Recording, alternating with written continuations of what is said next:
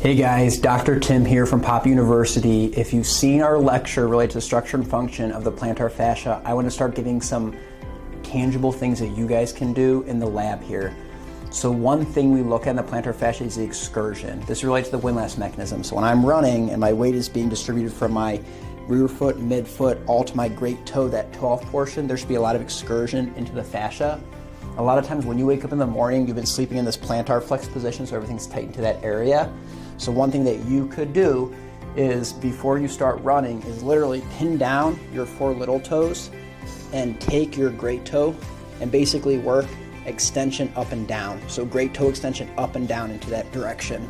So I pin down my little toes, I grab a hold of my great toe, and I just work extension up and down, which is a great way to start working mobility, because you should in your gait cycle be getting to your great toe and getting that extension and that loading of the fascia for the windlass mechanism. So it's an easy hack to pin down your small toes and to work extension, almost to isolate that fascia and get it to an extended position. That is one thing you could try pre-run to start loading and lengthening this tissue before it gets aggravated through going through a gait cycle with tight tissue.